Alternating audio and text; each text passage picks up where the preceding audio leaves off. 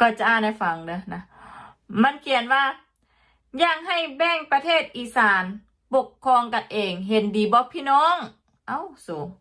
ลาวไปเข้ากับอีสานตอนไหนวะ ได้ไปเข้ากับพวกเขาตอนไหนนะแล้วนี่ก็คอมเมนต์แต่ว่าคำพันมันตอบกลับไปว่าบ่มีอีสานเด้อมีแต่ลาวภาคซ้ายและขวาของแม่น้ำของเพราะว่าพระแก้วมรกตได้เด่นฟังนั้นแม่นของลาวคนน่ะนะบอกให้เอากระเป๋าเอากระสอบไปตักให้เขาตักให้กับบก้าไปแล้วเขียนนี่ว่าเขาบ่ส่งพระแก้วและดินลาวฟังนั้นคืนให้ลาวนั้นไทยจะบ่มีวันมีความสงบสุขไทยจะวุ่นวายฆ่ากันตุยวันละหลายชีวิตและสุดท้ายน้ำจะท่วมกรุงเทพไทยตายเต็มแผ่นดินนั่นละนะโอ้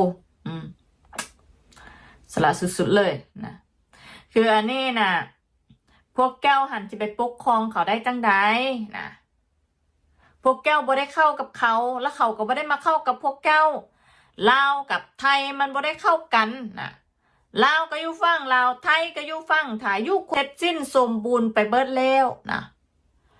สมัยล่าอาณานิคมเกิดขึ้นของฝรั่งเศสพุ่นนะพวกแก้วนี่คือยังงมงายอยู่ยังบ่ยอมรับความจริงอยู่จะเอาจังใดจะเอาฮาไปฮอดใส่นะไอที่พวกแก้วเว้าเนี่ยเชื่อเพราะว่าอันนี้นะมันเป็นตำรวจได้นะข้าราชการประเทศลาวได้นี่นะลูกชายมันก็เป็นตำรวจพวกนี้นะจะมักงมงายอยู่แต่กับเรื่องพวกนี้แหละอยากได้อีสานอยากได้พระแก้วมรกตนะ ยังแก้วเว้ามาได้จังใดเพิ่นว่าอีสานนั้นบ่มีเพิ่นนะ อีกอย่างคือว่าบ่มีอีสานนี่แถวอันฟังน้ำไปพุ่นน่ะมุกดาหารนะนครพนมเล่ากับบ่แตกต่างอหย่างกับเขมรเลยนะครับพี่น้องมักสิเรียกร้องอันนั้นอันนี้ยกเรื่องนั้นเรื่องนี้ขึ้นมาเว้าอยู่บ่เซานะครับบ่ว่าสิเป็นคนรุ่นใหม่หรือว่ารุ่นเก่านะครับจังเรื่องนี้คือกันที่น้อง BC เพิ่นได้นำมาเว้ามาจานี่ก็คือกันนะครับนี่ก็เบิ่งแล้วก็คนก็อายุยังบ่ทันได้หลายพี่น้องคนก็50กว่าประมาณนั้นนะครับแต่มีความคิดคือเว้าง่ายว่าก็ยัง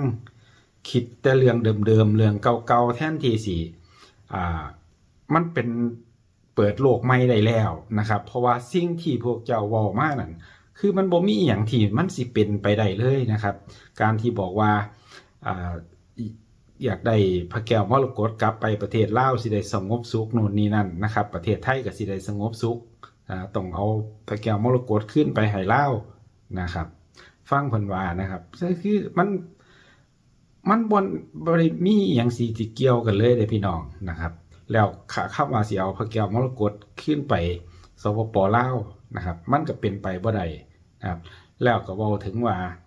สิร่วมอีสานกับลาวนะครับเอื่นเป็นประเทศลาวนะครับบ่มีหรอกคำว่าอีสานนะครับพวกเจ้ามันเป็นเรื่องที่เพ้อเจ้อแล้วก็เพ้อฝันแล้วก็คิดไปเรื่อยเปื่อยนะครับเพราะว่าสิ่งพวกนี้นะครับซุมื้อนี้คือมันคนละประเทศคนละดินแดนคนละหม่องละทีแล้วนะครับ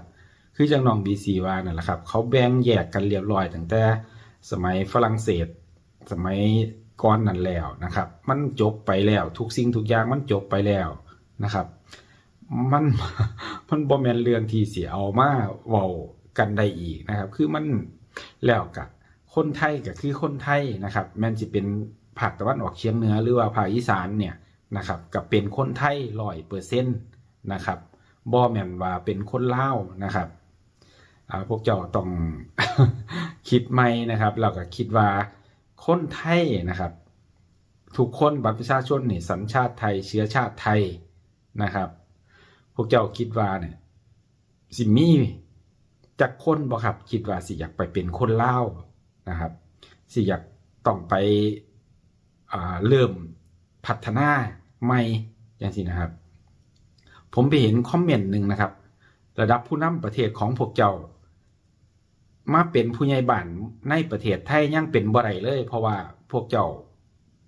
บ่มีความคิดในเรื่องการพัฒนาการ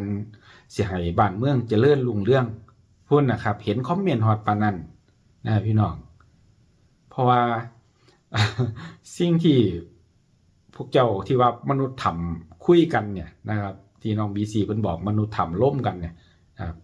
ก็คือว่ามันเป็นสิ่งที่ฟ้าฝันกับฝันซะ